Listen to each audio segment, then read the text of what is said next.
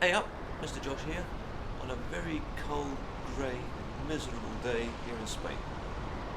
Why do I live here? And today, grammar, or more to the point, why I don't get involved with it. Now, I should point out straight away that I don't teach children, and I don't teach beginners. I teach people who have already a reasonable level of English and they just need to level up their skills a wee bit. Now, here's the thing about English grammar. It makes no sense. In fact, lots of very clever people can't really explain grammar. Here's a case in point. This book, which I bought when I was trying to get my head around English grammar in the start of my 40s, I'm going to read you a quote from it. And the quote is this: "It is impossible at the present juncture to teach English grammar in the schools for the simple reason that no one knows exactly what it is." Government report from 1921. And this is supposed to be the clever people of the country? They don't know what English grammar is? So this surprises a lot of people when I tell them, but when I went through the school system in the 70s and the 80s, English grammar wasn't taught. Like nothing, unless you actually studied English literature, it wasn't taught. And it wasn't until I crashed into my 40s and decided to have my midlife crisis and change my life and go completely off the rails, that I had to learn grammar. And suddenly, overnight, I came to the conclusion that I don't know how to speak my own language. And I suddenly discovered that there are all these grammar rules. But the problem with English is that it's not one language, it's about 5 mixed together, and the rules don't exactly mesh. When you try to speak about grammar to someone or teach them grammar, the minute you explain this rule, you then have to explain all the contradictions to the rule. For example, as a very brief, easy example, there is a rule in English grammar that says all words must have a vowel. Okay? And if you're thinking what's a vowel, vowels are A, E, I, O, U. Well, not so. So I just did a quick search. What would we do without Google? According to the results of the search, there are 88,675 words that don't have vowels. And just scrolling through here, cry, cyst, dry, gym, gypsy, hymn, lynch.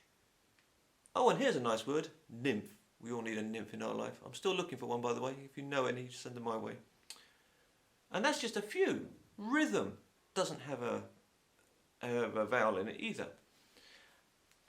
And when you point this out to the grammar police, they then suddenly say to you, ah yes, but all those words have a Y, and a Y can sometimes be a vowel. So why don't we have 6 vowels? Why don't we have Y as one of the vowels already? Never really get an answer to that question. And then, just to further complicate the world, we then have the phonetic alphabet. If the phonetic alphabet is such a wonderful thing, why don't we just ditch the regular alphabet and use a phonetic one? And what is a diphthong? When I heard the word diphthong, I thought it was women's underwear. You know, worn by girls in Essex. Oi, Sharon, your diphthong's showing. Pull your skirt down or you get pregnant again.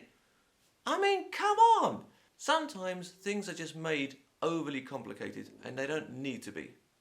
So I was a 40-year-old English person who'd been speaking English all his life, and literally when someone started to try and teach me grammar, I suddenly thought to myself, I can't speak the language.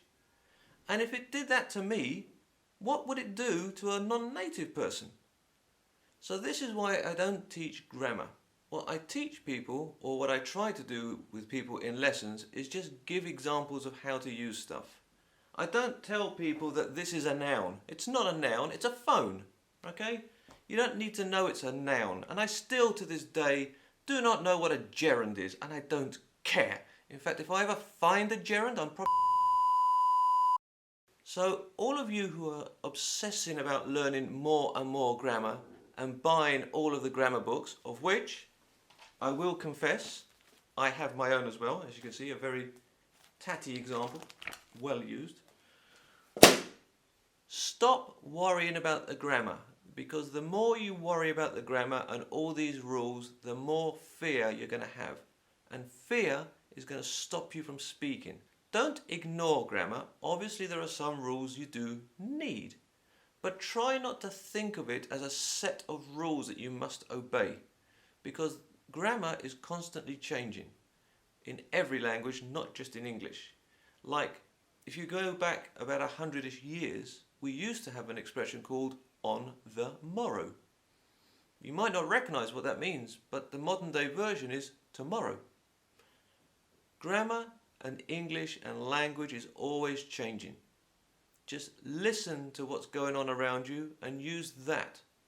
Don't worry so much about obsessing about every grammar rule. Anyway, I am now going to go and meditate and chill out a wee bit, having strung myself out on grammar. So, ciao for now.